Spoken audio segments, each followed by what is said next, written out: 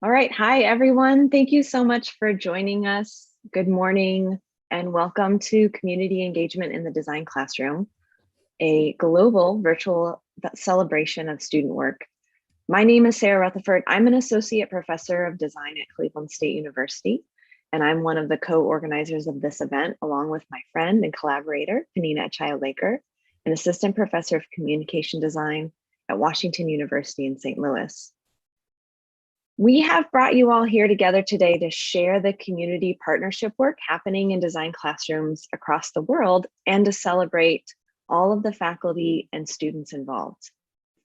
Last fall, we started this series with an event called Voter Engagement in the Design Classroom, which highlighted voting-themed projects ahead of the 2020 election. Through that event, we saw the incredible ways design faculty are bringing engaged learning projects into the classroom and knew that this format would be a great means to highlight community partnership projects. Since it's the end of the semester, many of you students are probably compiling your work for portfolios or projects. Faculty might be reviewing student work. You might have found that projects that integrate community partnerships are sometimes difficult to condense into this kind of brief visual format because partnership work often requires telling a story. And that's a story of process, challenges, of teamwork, and of learning. In addition to sharing these stories today, we knew that there would be value in seeing how different faculty are approaching these community engagement projects. Before we begin, we wanted to acknowledge our sponsors and the team who've helped us make this event possible.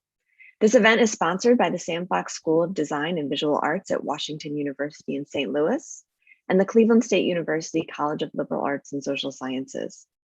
We give special thanks to our designer, Rachel Zemzer, our social media coordinator, Donna Ashugdali, as well as Liz Kramer from the Office of Socially Engaged Practice at Washington University in St. Louis for setting up this Zoom meeting and managing our live broadcast. Thank you, Sarah, for that really lovely introduction to our event, and welcome everybody. Today, we're going to hear from design faculty from around the world. We have students from 4 universities in the US and 1 from Singapore. Each faculty member will introduce themselves, provide some context for the project, and introduce the student representatives from their class to share more about the work. The contextual information provided by each faculty member will include a brief project prompt, an overview of the community partner with whom they worked, and the partner's level of involvement in the design or overall project. Now, that could be the framing of the problem, to co-creating potential solutions, or collaborating with students on analysis and strategy. We'll have a few minutes after each presentation, about 3 minutes, for some questions. So if you have a question, please put that in the Zoom chat if you're in the Zoom, or use the YouTube live chat. And now, to really help us kick off this exciting event, it's my pleasure to invite our first faculty member, Lisa Winstanley, Assistant Professor from Nanyang Technological University in Singapore. Welcome, Lisa. Thank you so much, and it's a pleasure to be here. So please just give me 1 second while I share my screen.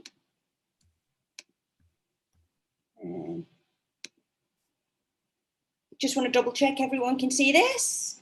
Yeah, looks good. Okay, all right. So good morning to everybody over there in the US. It's a good evening here. I've had my coffee. It's about 11 p.m. So I'm so happy to be with you this evening, all the way from Singapore, and I'm totally happy to share with you our experiences internationally. Before I do start, I just want to acknowledge the colleagues who I co-taught this course with.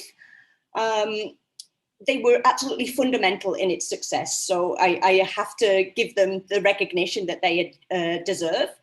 And that is Associate Professor Prof. Pierre Sadiq, also from the School of Art, Design and Media in Singapore, and Prof. Tan Lei Po, Associate Prof. Tan Lei Po from the School of Material Science and Engineering. So a big thank you to you guys. Couldn't have done it without you. So now that the formalities are sort of over, I'd like to introduce you a little bit to our design thinking course. This was an elective module So there were no prerequisites for our students to attend this. And it was quite experimental in format, in that not only were the faculty interdisciplinary, but the students were also split half from the School of ADM and half from Material Science Engineering. What we really wanted to do was to see how we could encourage designers and engineers to collaborate on a real-world, human-centric project, and to build bridges through collaboration that was routed in empathy. Our learning objectives were to engage students in the design thinking process, and for them to develop solutions in response to a specific human-centric situation, and to design, prototype, and test with their end users. The brief was simply titled Empowering the Blind, and students were asked to work with the blind community in Singapore to try and understand what that meant for them from their perspective. And this is where our community partners came in. So we work really closely with Etch Empathy for the Blind, who are a local NGO who actively support the blind community in Singapore. So after our students were introduced to the design thinking process, we invited Mr. Aaron Yeo, who was the founder of Etch Empathy, into the classroom. And he brought with him very kindly 3 members of the visually impaired community. And you can see here in the photograph, we've got the wonderful Auntie Lim, who was, she lost her vision very gradually over a number of years.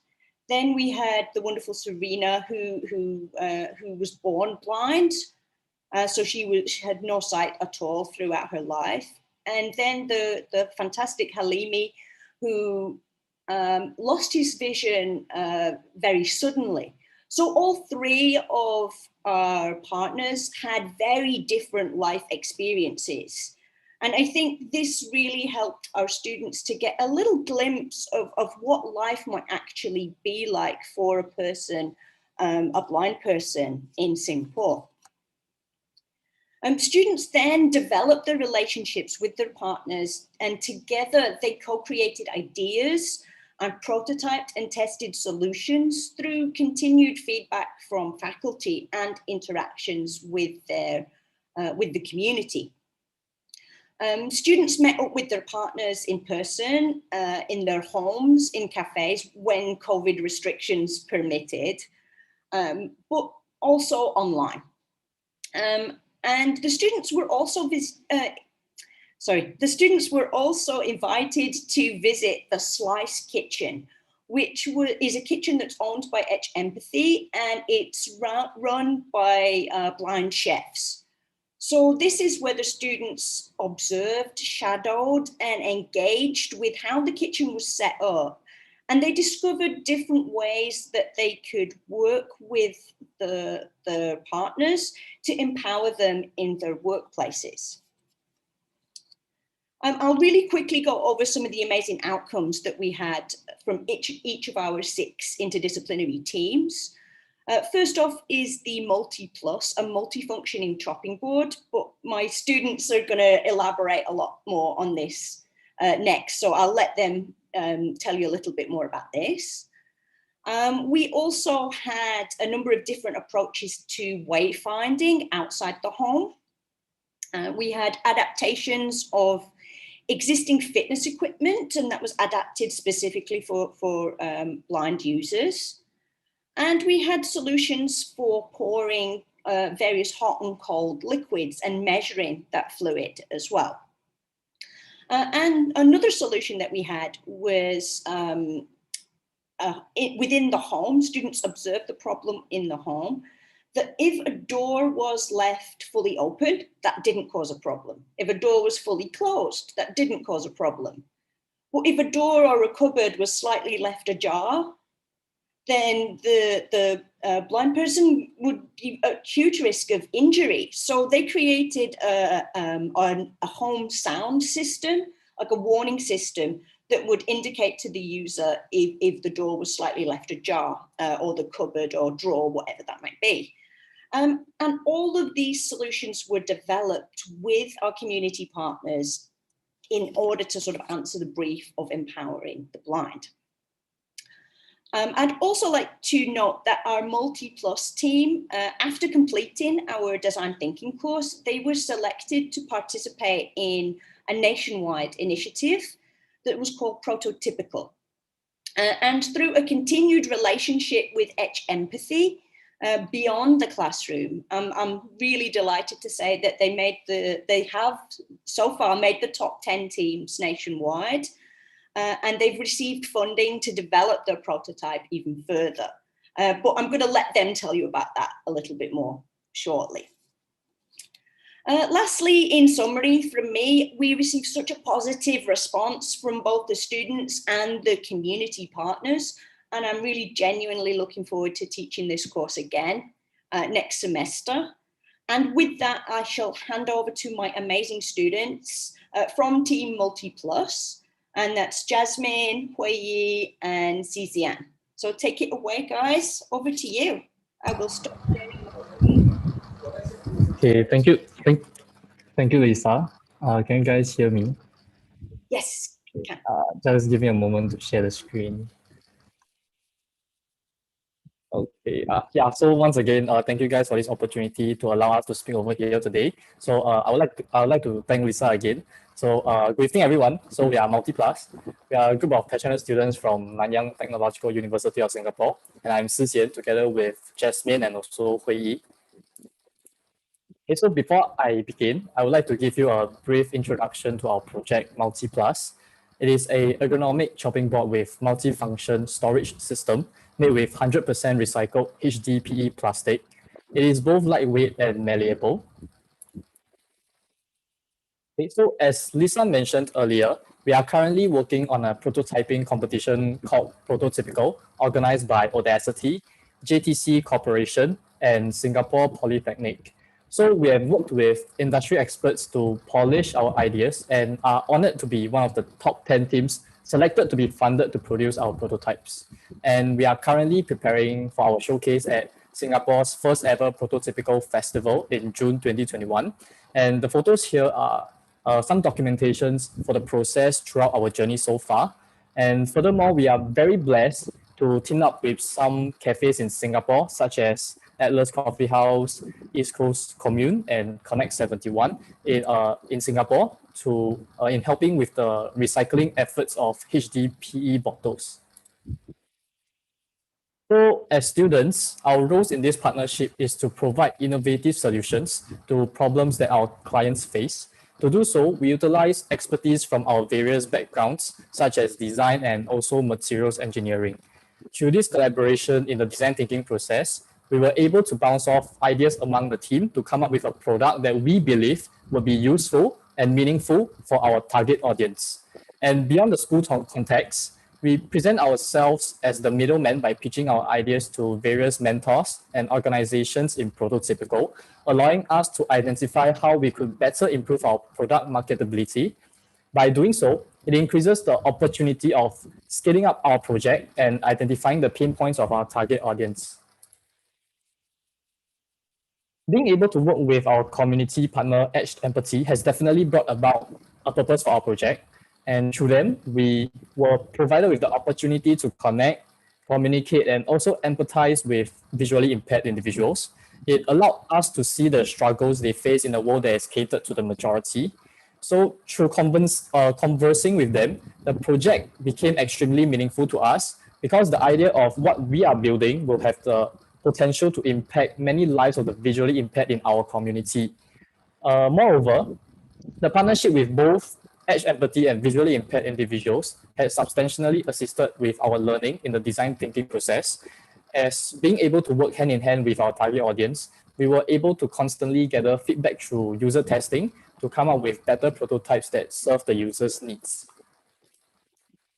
So it is clear that lives of people around the world has been strongly affected by the disruptive effect of COVID-19.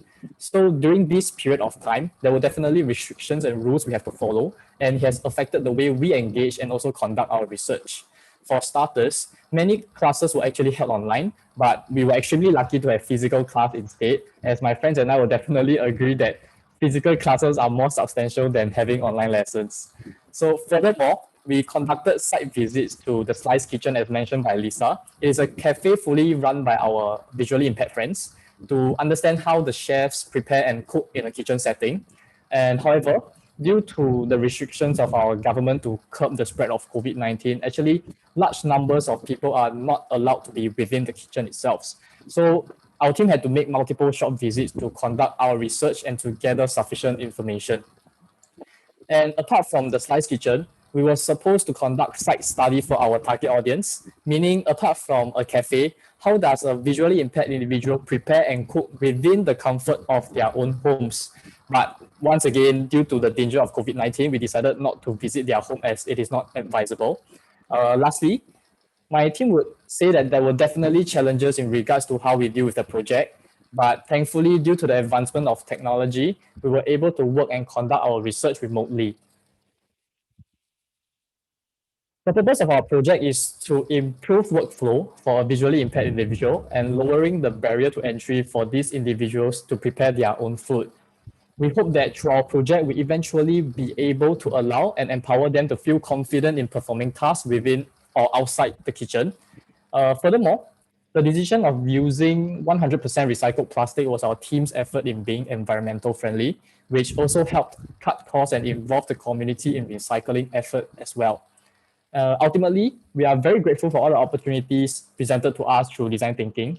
We realize that many products in the market are generally catered for the masses. So to be able to understand the needs, to design for a specific user in mind, and the ability to actualize the idea was what kept us going. It was definitely a learning experience that my team members and I truly enjoyed, as we were able to translate the pain point of our target audience into a product that visually impaired individuals or even elderly and children would benefit from. And yeah, this concludes my presentation. Thank you very much. Thank you, Tizian. Thank you so much, Lisa, and your student team. Really phenomenal. I was just starting to leave a comment in the chat about how just multifaceted the project is. So we have a few minutes now for some questions. If there are any people in the audience that would like to ask questions, or if you're watching us on YouTube, feel free to use the chat as well, which we'll monitor. But maybe just to get us started, I was curious about the duration of the project. How long did it take? And were there other projects that happened during the semester? Because this was a lot to do. Yes, this was a big old project. No, we gave the students the entire semester. We have like a 13-week semester. So I guess the first sort of 1 or 2 weeks, we're introducing the students to the design thinking process itself and getting them comfortable with what that meant. And I mean, a lot of our design students were already somewhat familiar with it, I would think, but I think it was quite a new experience for our engineering students. So we needed to get them comfortable with what the actual process that they were going to go through first. And then they were given free rein of how to plan the project. There were like 3 assignments. The main assignment was to follow the design thinking process to create a product or service or end outcome as a sort of mid-fidelity prototype, which could be presented to their clients. And the other assignments were mainly documentation of that process, and also a reflective journal, so that we could find out what on a personal level the students gained from that project. Did I miss anything out, Tizian? No. I think you basically covered most of everything. Yeah, we made you work hard, right? I think everybody worked hard in this course, it's not just us students. Well, it sounds like all that hard work definitely paid off. So yes, feel free to use the chat to leave any questions or comments for this team, but we do have to move on to our next presentations. Next, we have Susan Millsop from The Ohio State University with a team of students to present their project. Thank you, Panina, and Sarah for inviting me. I'm excited to be here. And everybody can hear me all right? Great. Yes. Thank you. Again, I'm thrilled to be here. And Lisa, that was a really great project. And my project has a lot of similar relationships, which I'd like now to share with you. So this is called Voices of Franklinton, and it's a long title, but I'll get into what it actually means. This is engaging socially and environmentally innovative change agents in Franklinton, Ohio, through design. So much of my work actually is around working directly with nonprofit and building community-based relationships or partnerships with them, and then leveraging the design techniques, practices, design thinking as ways to amplify their work, the community work that they do, and to advocate for the change agents that they are. So the first image is simply showing you the proximity, geographic proximity of the Ohio State University to a nearby community, Franklinton, Ohio, which is almost directly south, a little bit southwest to the campus. And the reason why I partnered with so many different nonprofits in this community called Franklinton is the fact that within this somewhat underserved neighborhood, it is going through a series of different transitions. One of them being the re-urbanization and the building up of an arts district, which is obviously then producing some gentrification issues. So many of the nonprofits in this small community, there's actually more than 20 nonprofits that work very synergistically together. They have monthly meetings, and therefore they're all they really are already their own larger partnership, even though that they are their own independent nonprofit. So today I'm going to share with you the engagement and the design process that we went through with 4 nonprofits. And very, very briefly, the first one is Franklinton Development Association, Franklinton Board of Trade, Franklinton Farms, and Gladden Community House, which is a settlement, a house, community house of the settlement house tradition. Before I go on with the details of the community partners, I'd like to let you know that the students all followed the Design Justice book and the Principles of Engagement.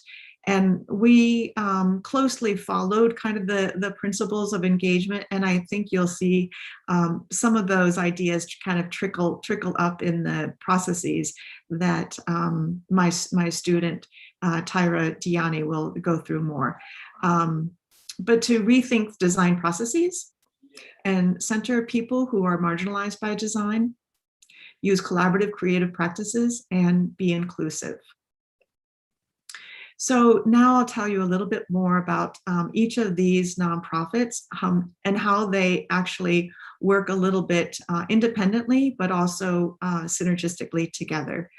Franklinton Board of Trade is a local nonprofit that supports the local small businesses of the community.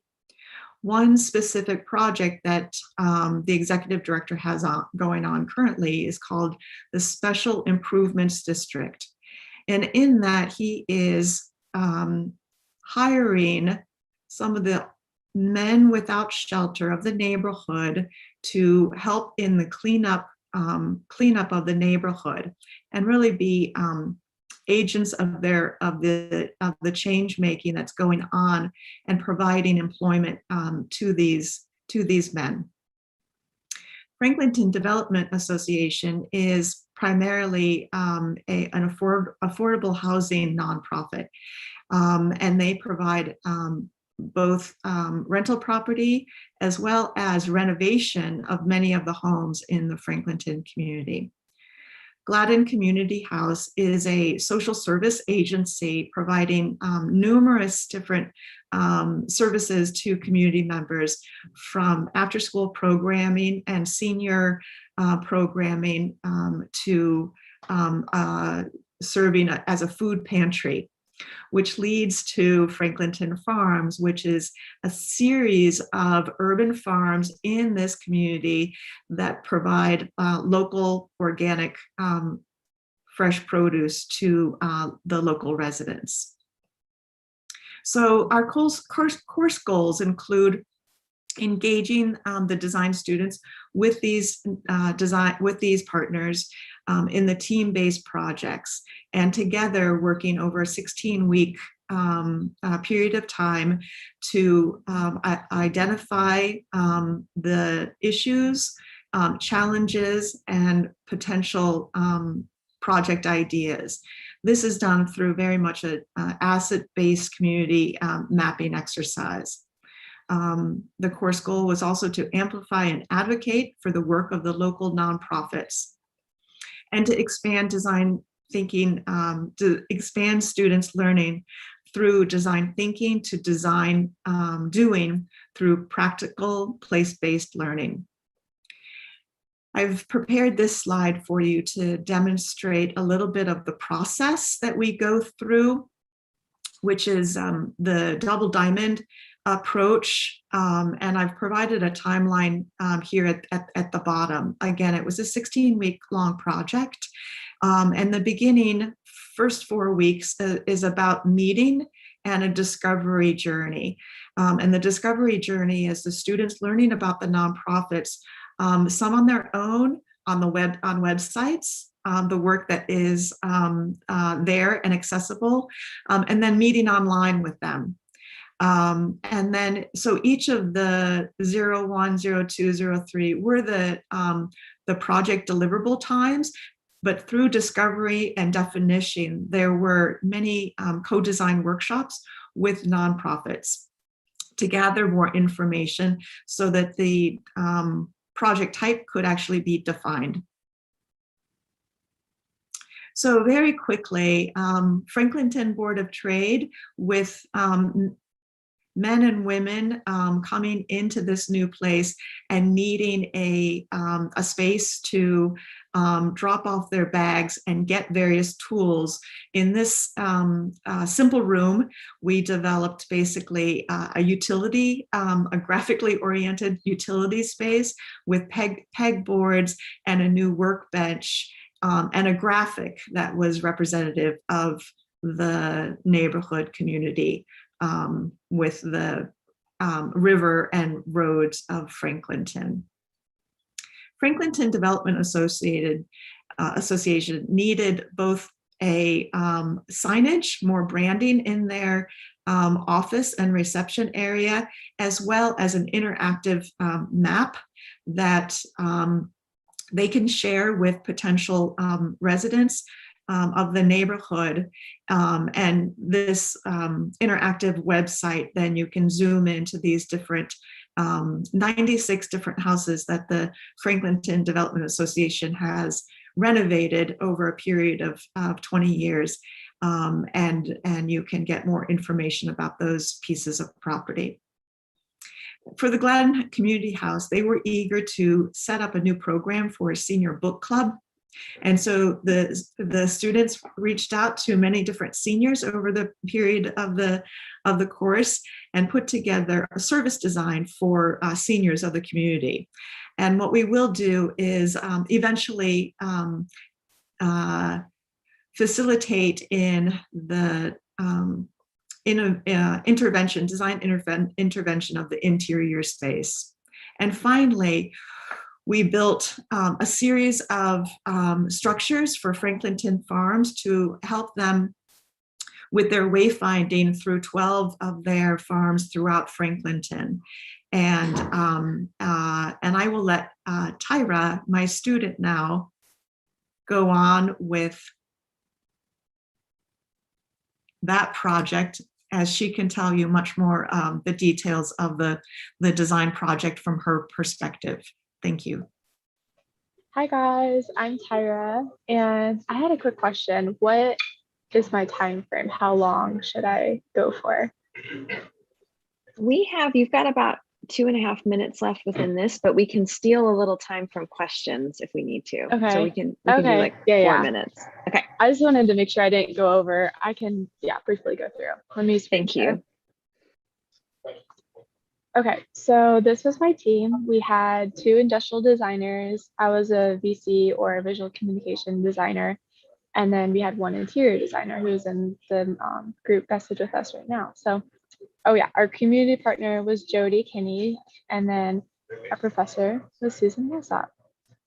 So yes, Susan went through the double diamond process, so I won't go into that.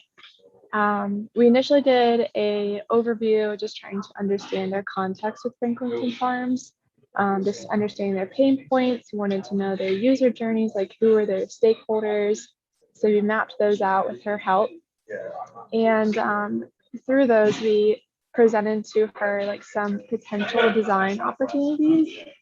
We basically had some design buckets or goals that our solution could touch on, which were goals that Jody really emphasized to us was important. So that would be like, a couple of them would be like engaging senior citizen community. Another potential goal could be creating more partnerships and establishing a bigger donation basis. Another one was engaging the local Black community. And then one was a huge one that was really important to her was increasing volunteer retention rates because they had a lot of turnover. So we really dived into like understanding those journeys, and we presented a couple different solutions that could combine a couple of those. So through the design process, we kept narrowing and focusing in on our goal. And so this was another set of design solutions after another meeting with our community partner. And so like I said, we just refined it. And so we ended up going for this one, which is what are non-technology based ways to increase access to information about the resources that Franklinton Farm offers.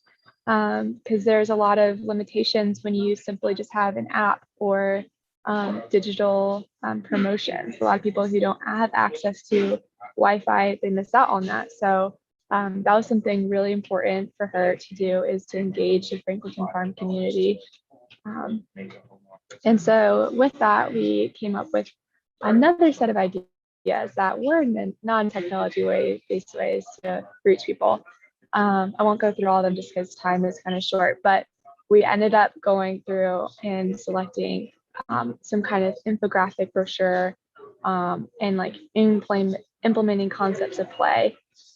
So with that, we had 2 refined solutions. One of them was creating this wayfinding system, and another was a signage system for their actual gardens. So these each had like different goals, but after talking with their volunteers about what would be important and really helpful for them, we discovered that wayfinding was really going to touch many different user journeys and help them in ways that would be beneficial to both Franklinton Farms and the participants. So with that, let me dive into our project, which you saw some pictures of. We ended up creating this, like having this idea of creating a wayfinding structure. It's going to be like a "you are here" site map that people can see all the different gardens and know where they're at within the Franklinton area. So my team and I started sketching many different ideas of what that could look like. And a lot of them went through processes that were confirmed or passed along by Jody, who said, no, that won't work because of this user group. Like, how can we make it accessible to kids and people with like different reading levels? And so my team took charge of the physical structure shape of it. And then I took charge of the map illustration. And so I went through a lot of user testing with that. And then, yes, the structure went through a lot of refinement and development. They ended up going for this like triangular shape with this idea 3, but then they also wanted to incorporate these wood slats so that plants could grow, so they could grow like sugar snap peas. So it had a multi-purpose. It wasn't just a sign. It would be something that, yeah, it looked beautiful, had aesthetics, that had functionality, and that was readable and helpful. So we ended up doing this. My team was really amazing. This is actually a structure they already have. They called it like a kiosk, but we ended up going for something a little bit more like this, where it basically mimicked their old structure, but had more modern elements as well. So yes, there's material exploration, like how are we going to get that map built together? My team like built the structure. They did all the hard work, in my opinion, and they spent lots of hours building that. And then I worked on the map illustration. That went through a lot of refinements, a lot of iterations, a lot of testing, but we ended up settling on this. And so the icons, again, also went through a lot of iteration processes. And so, yeah, basically the key components are, it shows a map of Franklinton, and your eyes immediately drawn to the "You Are Here" orange spot, and which is highlighted, indicated below. It's picture based, just so people of different reading levels would be able to, like associate with where they're at.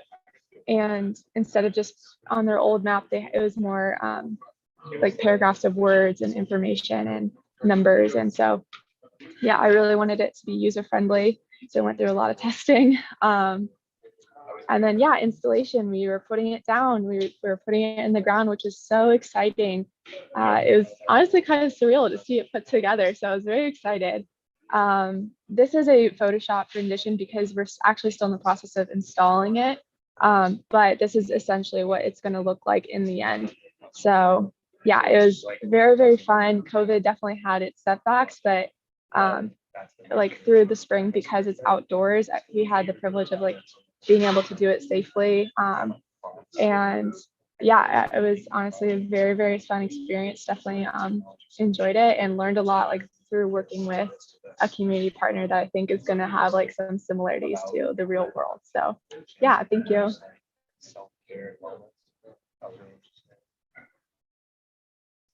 Thank you, Tara and Susan. It must have been really gratifying to do something physical in a time when, we are so stuck in our digital spaces.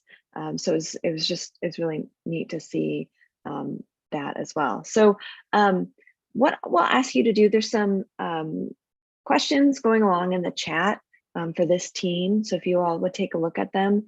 And then I think what we'll do is, if we're ahead of time at the end, we'll open up for general questions. But at this moment, I want to introduce Elizabeth Vernon, who is an assistant professor at James Madison University. Thank you so much, Sarah. All right, I'm going to share my screen here and see if you can see that. Everyone can see that? Yeah. All right, great. Well, welcome and thank you so much. It's been really interesting to hear about these other projects. I'm so inspired. So we have a little bit of a different type of project. So I worked this semester. I teach at James Madison University. I actually started in the fall. Really fun. And I'm teaching a visual communication within the School of Media Arts and Design, which is a not strictly design program, but it's we teach graphic design as part of the program. So I'll tell you more about this as we jump in here, but just wanted to give you a little bit of background about us first. So we aim to create creative, reflective, highly skilled media producers who are focusing on social impact and advancing public interest. So within that, we have sort of 4 different focus areas: creative advertising, and digital video, and cinema, interactive design, and then journalism. So there's sort of 4 focus areas. So this course that I was teaching, have been teaching, is Foundations of Visual Communication Design. And it's sort of a 200 level intro. So people, our students, 2 of whom are here, are learning, the creative suite and some of these really beginning stuff about design principles and elements. So that's kind of where we started. James Madison University, where we are, is a predominantly white institution. It's located in Harrisonburg, Virginia. Put that here on the map for you in case you haven't been there. And also, despite being a predominantly white institution, Harrisonburg is also the home to this really diverse community, 17% foreign-born population, 53 languages, 49 countries represented in the public schools. So there's this really interesting dynamic going on here. So one of the questions that I came in with, I was drawn to living here because of this amazing city. And yet, how do we bridge the gap between the university population and the city population? And how do we make connections? So that was one of the things I was interested in doing, and why I'm interested in community-based projects in part, in addition to all the other benefits. So this is kind of the steps that I took. And this kind of thing is really helpful for me because I'm still learning how to do this. And I love the chance to learn about how you all have done it. I started talking to people. I started meeting with people who are doing things in the community, talking with partners, realizing that everyone at JMU wants to do something in the community and we're all doing it differently. And so trying to coordinate with what's already going on. I ended up connecting to a teacher at the high school. So the only public high school, there's one in the city, who is an English teacher, and she taught yearbook, has been there forever. And she was interested in doing a project. And so we co-created this assignment that connects our students. So this was kind of a one-to-one partnership with from university students and high school students. The high school students were volunteering for this, and my students were in a class. And our class the project took about 4 to 8 weeks. It was a little bit flexible on the ends. So this was the prompt. We were documenting extraordinary times through multimedia storytelling. So I knew we were going to have to learn Photoshop, Illustrator, and InDesign. So I was trying to think of how can we create an assignment that would allow us to do that, but also work with this partner. So our partner was the Harrisonburg High School. 19 students of many different ethnic backgrounds. So through this collaboration, we were documenting the lives of these high schoolers through the COVID-19 pandemic. So the goal was to produce an exhibit that it was funded by a grant from the Harrisonburg Education Foundation, and to show what was it like to be a teenager during these times here. So this is what we were trying to do. Our objective was to create a life-size silhouette that had photos of the high schoolers' lives. And it was also accompanied by a sign that told a little bit more about them, included an original poem and a bio that they had written. And so then our students at JMU were using Photoshop and Illustrator and InDesign and applying the design principles that they were just learning about to this project while they were getting to know their partner. And so each were paired one-on-one with a high schooler. So to begin with, before the semester even started, I headed over to the high school. And this is when our class was actually fully online. I have actually never met my students in person.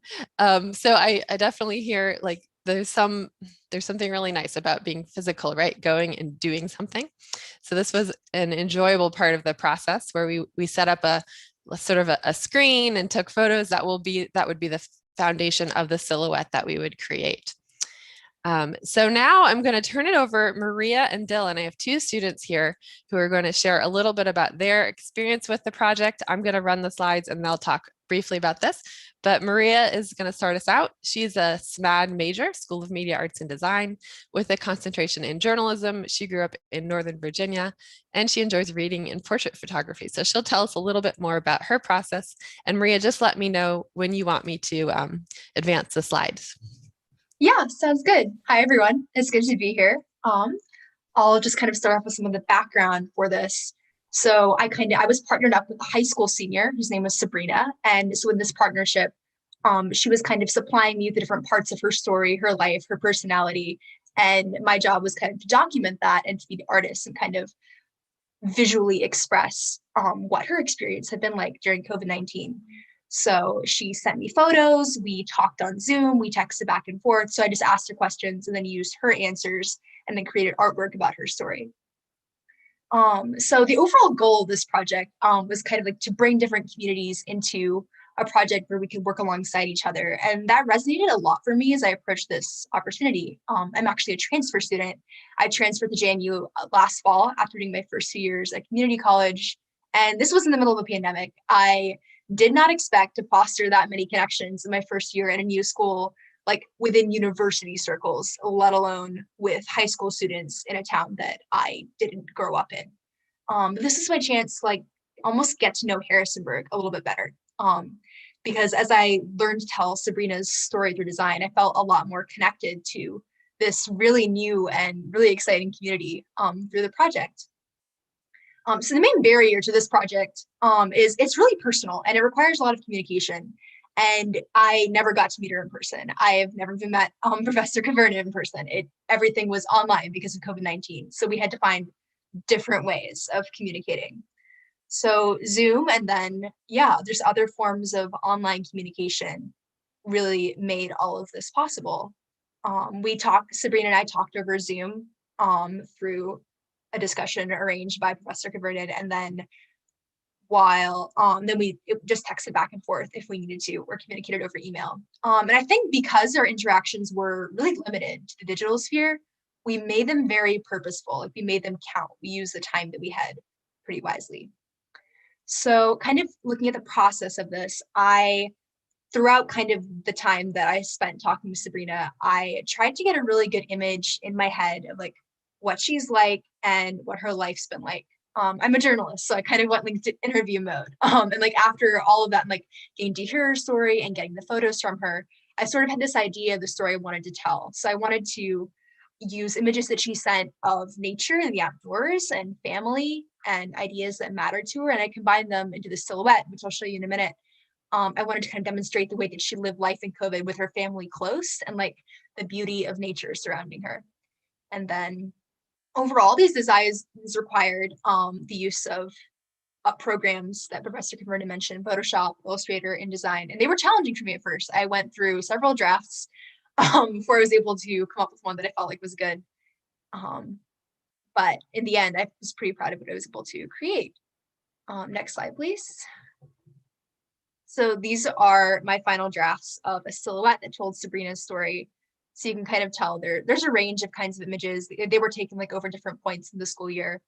And I felt like that really expressed the story that I wanted to tell about her. And then on the sign, basically I used like these little illustrations of objects that are meaningful to her. So she wasn't like initially sure really what she wanted to do, but she thought like a camera because she does photography.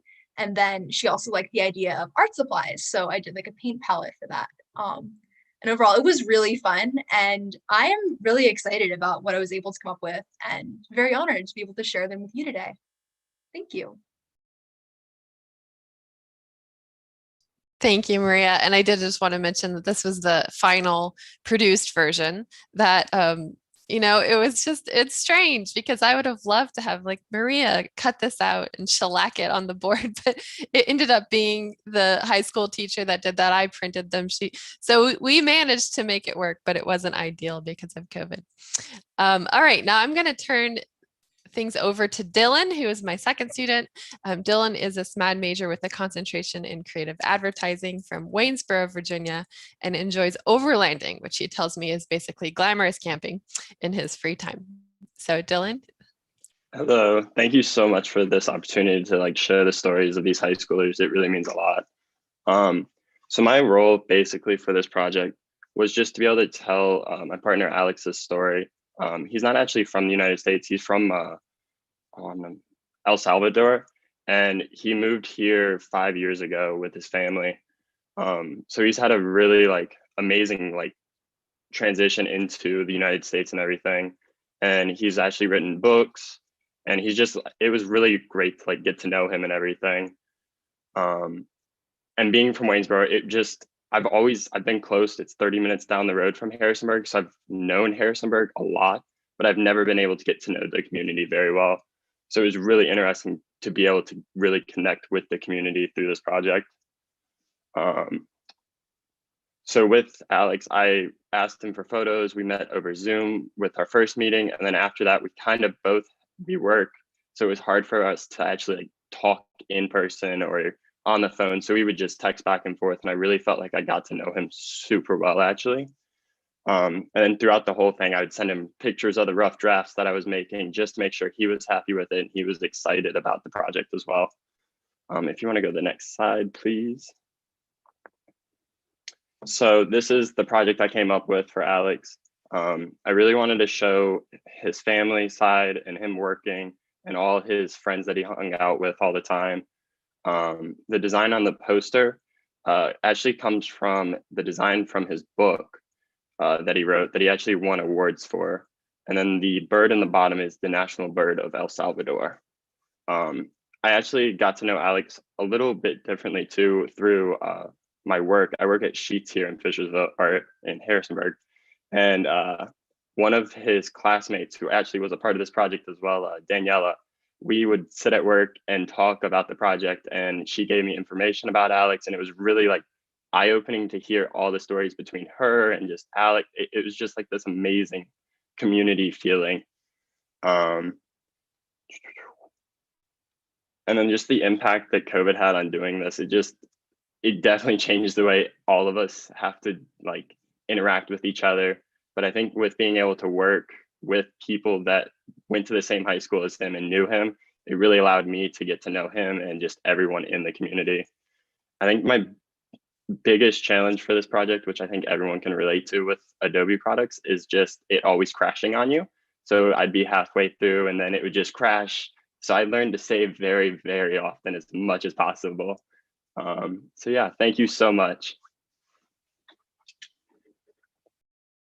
And again, this is the full scale final version. And I threw my students into like, larger than life size Photoshop files. So they're huge. So good job, Maria and Dylan. I'm really proud of you. So in terms of next steps, these signs have been produced and they are going to be a mobile exhibit that's shared with the JMU community and also the local community. And they've been presented at the school board. They've also been presented at the board of visitors at the university. So it's really interesting to see how this project has gained a lot of traction within both communities. I think it's kind of reached this felt need, which has been interesting to me. So these are a few more photos of the project and at that school board meeting. And thank you very much. It's been great to share with you all. Thanks, Elizabeth. I think we often see these kind of projects within the context of an upper division course or something that's specifically research focused, or like with Lisa, design thinking. It's really cool to see this integrated into like technology foundations, essentially. And it's kind of giving me new ideas for how to think about doing something like this. We do have like a minute if there's anyone that wants to ask a question of Elizabeth or her students right at this moment. You can put that in the chat or unmute.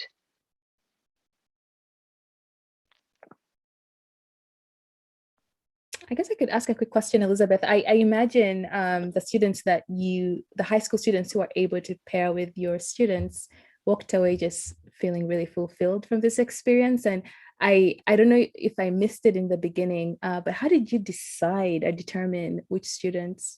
How did you choose? Good question. Yeah, I knew we had about 19 to 20 in my class. So essentially worked with Mary and said, hey, we kind of need that many students. And she selected them. She has worked on yearbook and she's been there for a long time. So she kind of selected them with the eye of people who'd be interested.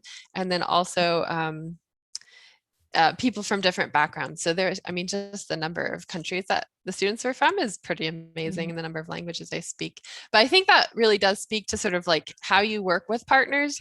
And I know that we've seen that in the other projects as well, is like, I don't know those students, Mary knows them. So that's working with her allowed me access to doing this in a way that I couldn't have done on my own. So. Yeah. Thank you. Penny, you're actually up. So I'm going to introduce Penny Chile-Laker, who is an assistant professor at Washington University in St. Louis, and her student team. Yes, thank you, Sarah. All right, thanks for sharing the screen, Lou. And this is actually a nice follow-up from Elizabeth's presentation, because my students are also not necessarily design students only, but it's the project that we're going to share today comes from sort of like a seminar class I teach called Designing Social Systems. And this is one of 3 final projects that were assigned to students in this course. And they all involved partnering with a local community organization here in the St. Louis area. So to give you a little bit of context of the class, Designing Social Systems is an introductory multidisciplinary seminar that is required for students that are taking our minor in creative practice for social change, but is also open to undergraduate students at Washington University, regardless of their major. So these classes tend to have students from all over the university. So given the nature of this class, students are coming from different disciplines. So that means they're also bringing really interesting, diverse perspectives that really allow for us to examine various approaches to addressing complex social issues. And we're able to think about how those issues are shaped by policies, social systems, and individual experiences of the people in our community. So for the final project, which you're going to hear a little bit more about soon from my students are paired with a local community-based organization, and they are tasked with conducting both secondary research. So they are looking at any kind of information that is existing in the public domain, and they are spending a week or so just really familiarizing themselves with a partner, what they do, who they are. And then they'll have a chance to engage with our partner multiple times during the project to identify together how best they can amplify the efforts of the partner. So this particular group that you're going to hear from today partnered with the St. Louis Metro Market, which is this really fun grocery store on wheels with a mission to restore access to healthy and affordable food options in the St. Louis area food deserts. The final proposal that the students presented to our partner resulted in a marketing and content strategy kit that would help the St. Louis Metro Market team just really amplify their efforts. They just actually a few days ago started their new season, so they are back up on the road taking food to a lot of these areas. So I have 3 students here who are just going to really take you through the process that they went through while they're doing this project. Today we have Claire Wild, who's a senior. She just graduated, is getting ready to go to med school here in the next year. We have Lou Gillespie, who is a junior computer science major, minoring in the business of social impact as well as design, and Sasha Kostenko, a sophomore in communication design, also minoring in computer design. So I'll let the ladies take it away. Thank you. Perfect. Hi, everyone. Really excited to be here. And so thank you so much, Penny, for our introduction. And we are just going to sort of walk through our process, a little bit about our partnership with Quentin, and sort of walk you through a lot of the parts of our final deliverable.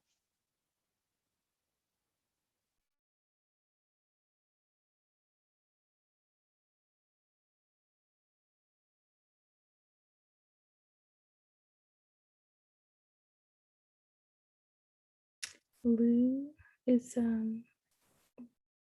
can't hear if anyone is saying anything. Sorry. Sasha. My internet just cut out, Claire. Yes, to start off, so sorry. Is everyone able to hear me okay?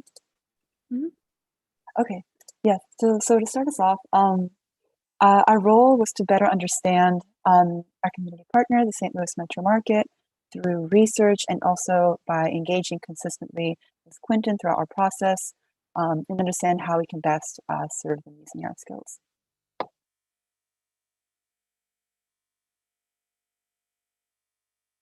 So throughout our process, we started off just conducting general research to which we eventually mapped using a systems map, which we will touch on later, to help us understand the context of the project and also to begin identifying potential spaces where we could work with Quentin to assist with Metro Market.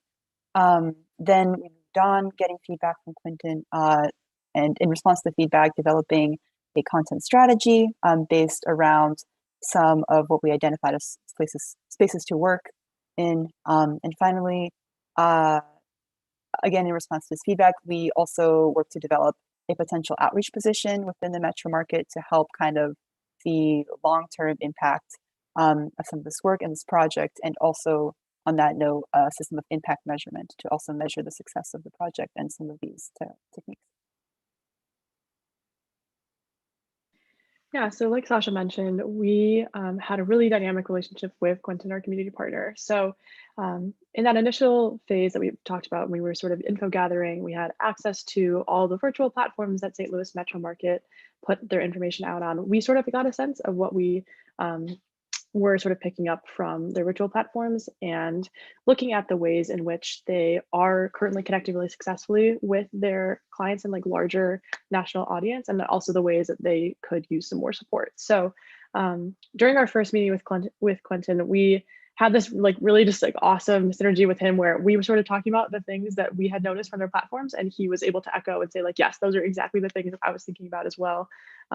So we, from that meeting, sort of just narrowed on like what is our goal here, and he mentioned that a lot of the current St. Louis Metro Market budget has to go to operations, and so they are sort of like underinvested in their marketing and sort of community outreach efforts. So we sort of situated that as our overall goal, and then from there we got a sense of what we could do in concrete ways to further that mission. And so this final deliverable that we first presented to Quentin, we had a lot of different ideas, and it sort of got to the point where he also asked us like what we would sort of be excited about working on, because we thought that from the list that we created, he thought from the list that we had created, like any of those would be helpful. So we were really lucky to sort of talk with him and sort of come at like a mutual solution on what would be both really helpful for the Metro Market and also iterative for this class and his organization. So determining, he was a really crucial part in determining project direction. We really wanted to sort of take point from him on what would be the most helpful there. And then after our sort of second round of feedback, we got a better sense of how these ideas, which were still sort of grounded conceptually, how would they be the most functional for the actual St. Louis Metro Market. And a lot of that came from creating an actual position that could run some of the deliverables that we could talk about. So actually like looking at the organizational infrastructure and making a space for these different tasks. Yeah, and then just to add like one more layer on top of how rich that like partnership relationship was, our entire like class took part remotely. So, you know, we became very intimately familiar with like those Zoom meetings, like long email chains, text messages, just to like make sure we were centering around our partner, because we wanted to be like really partner oriented. But I think kind of where COVID was like most glaring with our project was the direction we decided to go in, because we kind of identified outreach as like the main problem space for the St. Louis Metro Market. But we had to deal with this tension of like, you know, this accessible channel of communication versus like the reality that like this virtual communication isn't actually the most accessible for everyone. So we kind of from there wanted to make sure that like our final deliverable both like allowed the St. Louis Metro Market to like really tap into that accessibility, but also like have more like tangible physical things that like would allow them to be, you know, situated within like their context. Yeah, so building off that, our final deliverables involved a few different distinct sections, including our kind of overarching content strategy, our proposed position, and a system of impact measurement. So yes, we began with our systems map that's kind of demonstrating the flow of resources between the Metro Market and stakeholders. Then we also had a few kind of virtual elements, kind of thinking about how we can increase the Metro Market's presence virtually, its communication virtually with its with the communities who they serve. We proposed a potential position, potentially an internship that would help to run some of these elements, and also a system of impact measurement that could measure the long-term impact of this work. So yeah, beginning with the systems map, here we modeled it after a bus transit system map in honor of the Metro Market's bus system. And we organized the flow of resources between the market and their partners, their funders, the communities they serve, through a few different types of resources like produce, time, etc. So from that system map really allowed us to like identify how the metro market was situated within like the larger system of like food access. And we kind of came to this mutual understanding with Quentin that one of the biggest opportunities was to strengthen their lines of communication, particularly through social media. So what we did for this kind of deliverable was that we wanted to look at across 3 similar organizations who also worked in the food access area. And we really like wanted to drill down and like identify distinct guidelines for how to use each of these platforms and what successfully happened in terms of communication on each of these platforms. And then we wanted to go like 1 layer deeper, and we kind of created this bank of ideas and strategies for this St. Louis Metro Market to kind of like implement day one as soon as they got this like portfolio, so that they could really be like most successfully reaching to the community, especially since our season has just begun. For example, like the last bullet you see like is this idea of maybe like creating these community recipe making videos in order to like really highlight the produce that they're selling. And then kind of like 1 step past that is we wanted to like really create this visual that would identify all of those strategies on this like time axis, so that they could understand like what the spread of information was going to look like and whether it was like kind of evenly distributed. And so we broke that down from weekly, bi-weekly, and monthly. And again, that was like based on analysis from a lot of really like similar successful organizations.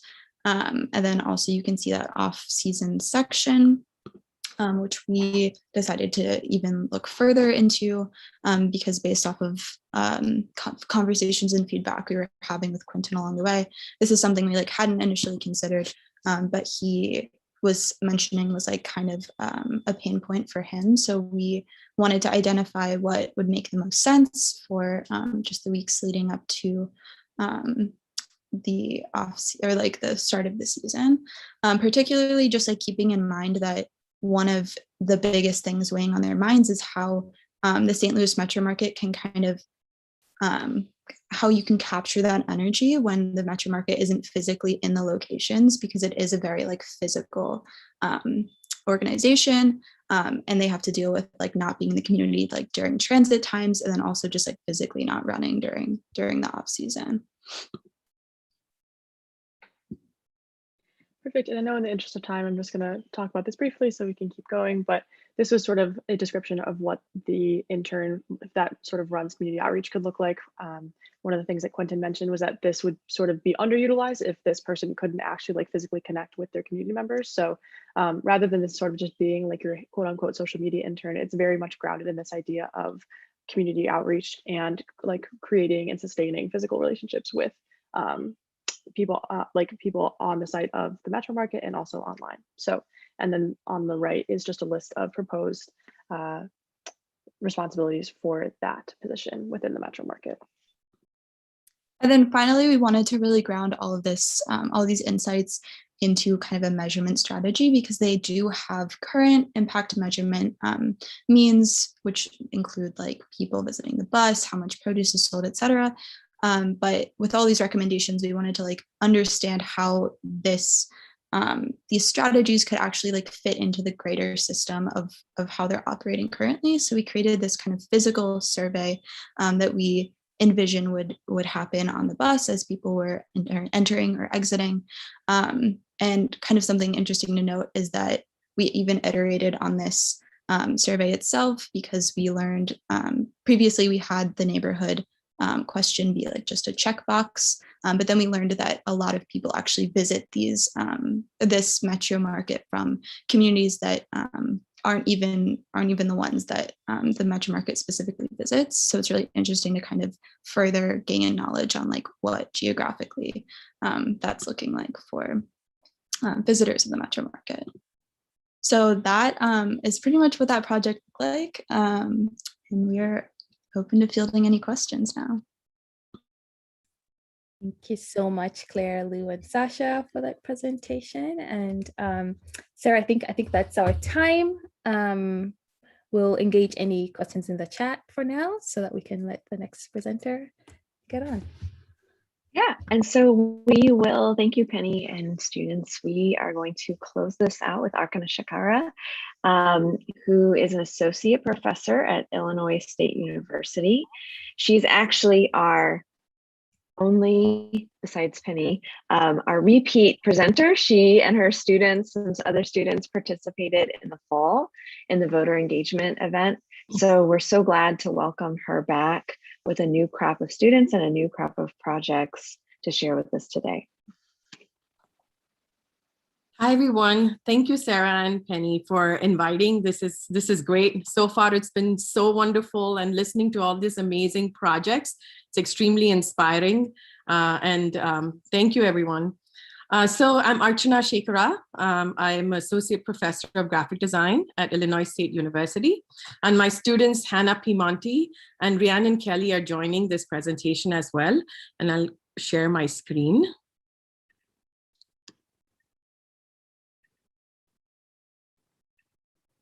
Can everybody see this, please?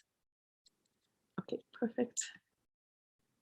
Thank you. And I'm trying to put this so the recording can go well too. So I teach a course called Design Street Studio, a research-based social innovation lab focusing on human-centered service design. As the studio's creative director, I strive to facilitate an interdisciplinary learning environment, promoting, just a second, please. Sorry. I teach a course called Design Street Studio, a research-based social innovation lab focusing on human-centered service design. As the studio's creative director, I strive to facilitate an interdisciplinary learning environment, promoting discovery and experimentation, engaging in experiential and service learning. We collaborate with various organizations on campus and the broader community. The studio does commission work and one pro bono project with community partners promoting social justice issues each semester. Integrating community partnerships into the classroom projects provides a transformative experience to students as they learn to create equity-centered designs at the grassroots level and see through the lens of empathy. My goal is to empower students to use design as a tool in respecting human dignity. Giving back to the community means you took something and you're obligated to give it back. So one should give without any expectations, returns, or favors, because we are all a part of that community. And I want to pass that sense of responsibility on to my students. So the global pandemic shifted our perceptions and forced us to create innovative methods to engage students with community partners while providing meaningful experiences. We will be presenting 2 community collaborative projects executed in 2020. So in the spring, we continued our partnership with Labyrinth Made Goods, a social entrepreneurship project which empowers women who are working to rebuild their lives after the incarceration, selling hand-poured soy candles to become self-sufficient.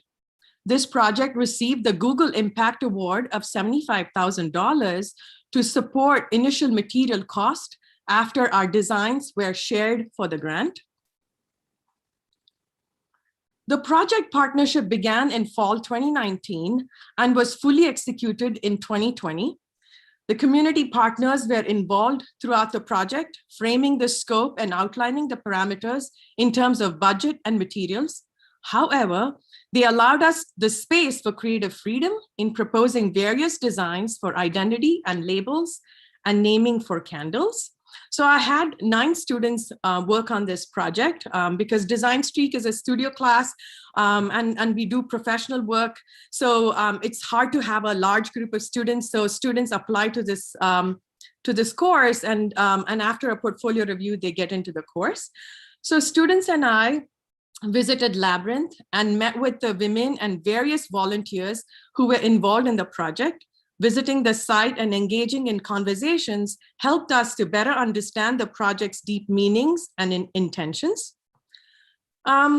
This was our brainstorming wall in the Design Streak classroom. So we received dark candle jars for seasonal candles and white jar for a specialty candle and the text for label and packaging. It was an open canvas to propose ideas as we brainstormed brand identity, strategies for brand marketing, competition, and sustainability. We proposed ways to tell the unique stories of Labyrinth women, to humanize and connect with consumers. We had to be mindful of cost and the ease of assembling the materials, create simple templates so the women can take over the project and stay within brand guidelines. We proposed 3 options to the clients and they loved something from each option. That's so typical, isn't it? And they desired to combine them. So in the spring of 2020, 4 students who continued Design Streak worked on the project by meeting virtually and receiving feedback during class time. In March 2020, we presented final designs to the community collaborators. The project timeline seemed really rigorous since they had a strict deadline to launch the product in June. I'm inviting my student, Hannah Piemonte, to share her involvement and design process. Hannah? Hi, I'm Hannah. So I worked with a team of 3 other designers to create this project, which was a 5-part series of candles for each season. So we created one for spring, summer, autumn, and winter, and finally a specialty candle called Serenity. So as a team, we collaborated throughout the design process, and though we each had a hand in every step of the process, my role was mainly to develop the concepts for each candle's unique illustration. Because the women of Labyrinth used a handmade process to create their candles, we chose to use a botanical style illustration to honor the time and care and detail it takes to create with the hands.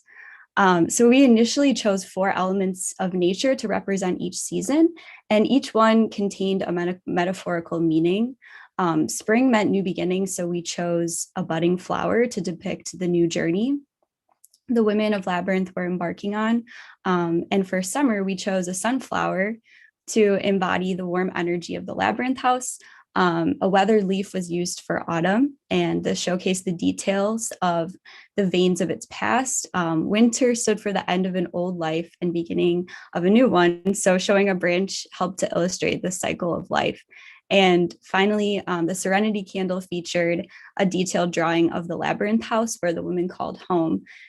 So the colors we used also helped illustrate the energy of each season, all in a way that captured the vibrancy of these women. And eventually these initial concepts evolved into a series of illustrations and names that would rotate and help the women release a new line of candles every year.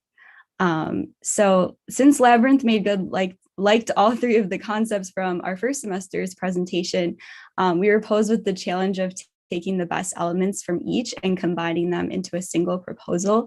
So my team and I worked together to bring the most favorite elements from our conversation into our design. And so we ended up using a black background for a specialty Serenity candle, as you can see here, and a sans serif typeface for simplicity and also the botanical illustrations. So collaborating on such a big task seemed daunting, but I was lucky to be on the same page with my team. We weren't creating this design for our personal gain, but for the benefit of these women. So meeting the women and having their stories in mind while designing gave us a shared sense of empathy for this project. And I think the biggest challenge happened when COVID-19 hit and we were suddenly faced with the new style of working from home and calling each other over Zoom. But it was hard at times. And it was also hard when more than one of us were working on one thing at a time. But the way we combated this was by being understanding of each other. So since we were all in this new situation out of the blue. We had to know that our workflow would be a little bit different. But this didn't change how hard we worked because we knew the deadline was really important to the client, to Labyrinth. So I had many takeaways from this project, and I think most notably was learning to design with empathy. So we learned the importance of this through our client and seeing the power that design can hold for the community. But in addition to this, the struggle of readjusting due to COVID made us even more aware of the importance of designing with empathy towards our fellow designers too. So it was such a rewarding project, and these lessons will and have carried me through a lot of challenges I faced in the design world. So I'm really grateful for that. Thank you so much, Hannah. That was great. Thank you. So the second project was concept and promotional materials for the McLean County Museum of History's Breaking Bread, a 10-part program series designed to explore stories of migration, immigration, adaptation, appropriation, preservation, and sustentation in McLean County. So all this vision that you see is written by the folks from the McLean County Museum of History, and I borrowed that language. It's just so beautifully and well written. Several community organizations like PN Welcoming, Not in Our Town, came together during the summer of 2020 to host a lecture series featuring migrant community history, treatment, and growth in McLean County. So as an immigrant living in the United States for 3 decades, this project was very important to me. I was involved in the planning committee and proposed to present the series through food. I have been engaging in self-initiated participatory projects, investigating and understanding transcultural identity, heritage, home, and memory through cuisine.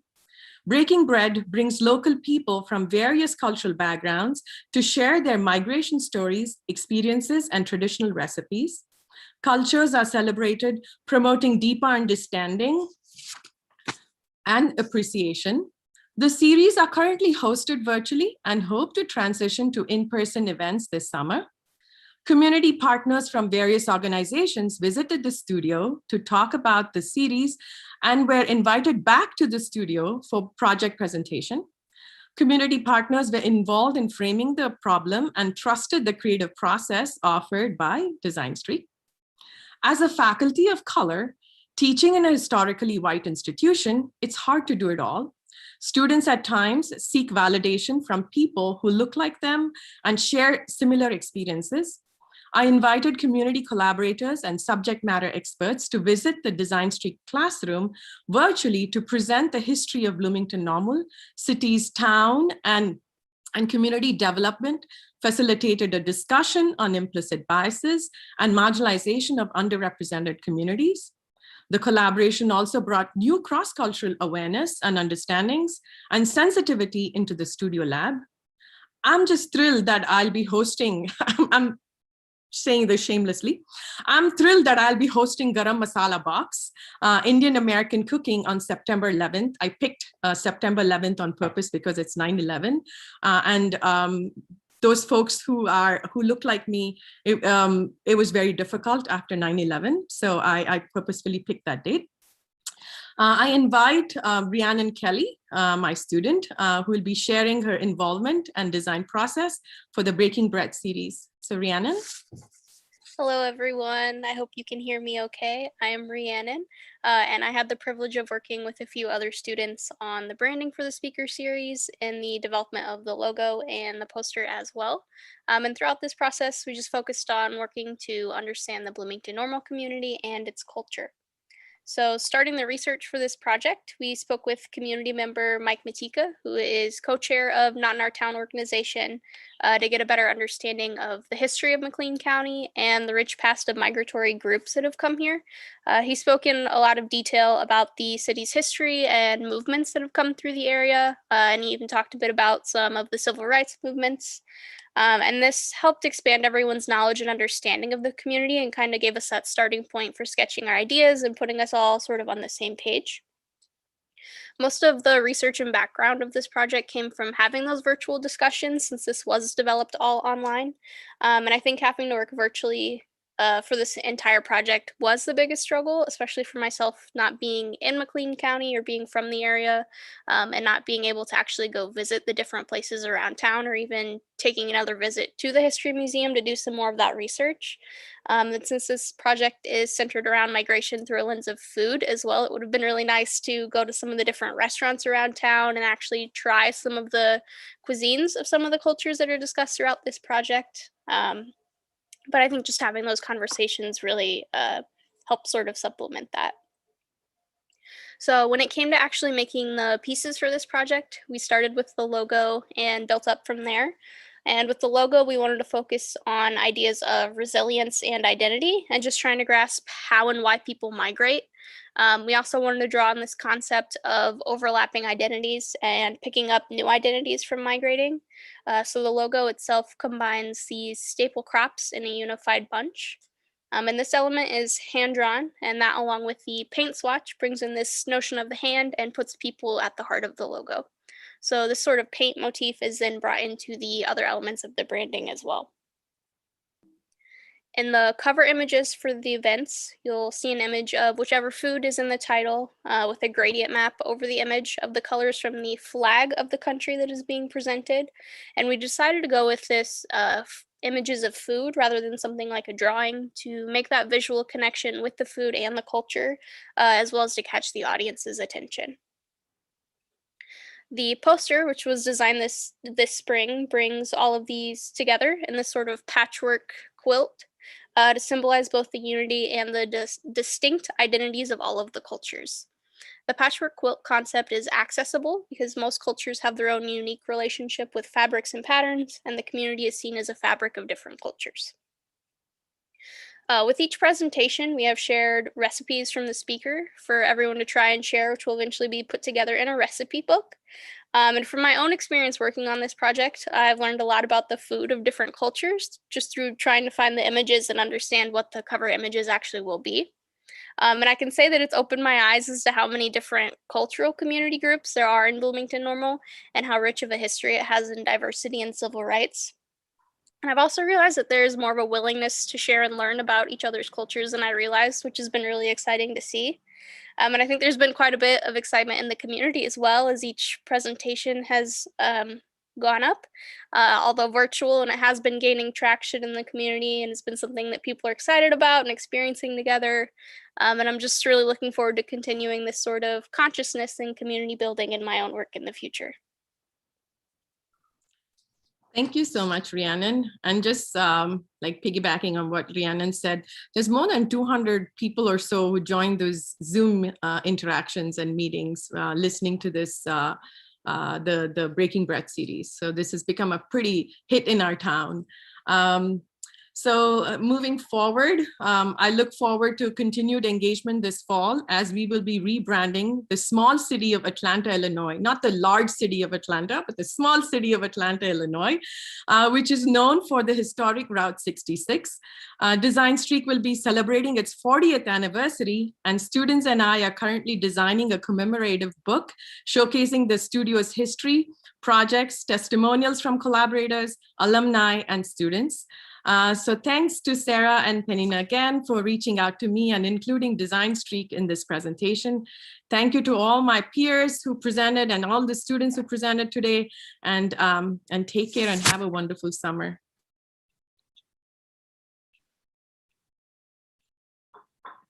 Thank you so much, Arkana. I have to say, again, it's just stunning to hear these experiences through the lens of the students. Hearing you all talk about your work and your process and what it meant to you is really what, one of the reasons we decided to do this event. Thank you to the faculty for putting together these partnership projects for your students. They require extra workload in a normal semester, and to do all of this, to do this outreach, to coordinate these processes in the midst of a global pandemic was an even larger ask. So thank you, faculty, for what you've done for your students. Thank you, students, for your committed engagement in these projects. and for sharing your work with us today. We're gonna wrap up here today. This is the end of the event. So again, thank you all for joining us. This has been live streamed on YouTube, and a recording of that will be up shortly on the Sandfox School YouTube channel. So that will be available later today. You can come back. I know I'm definitely going to be listening to these presentations again as I think about curriculum for the next year. So these will be available for you as a resource. And in the coming weeks, we'll be sharing work from these projects on our Instagram account in the design classroom. I'll put that in the chat for you. And thank you all so much.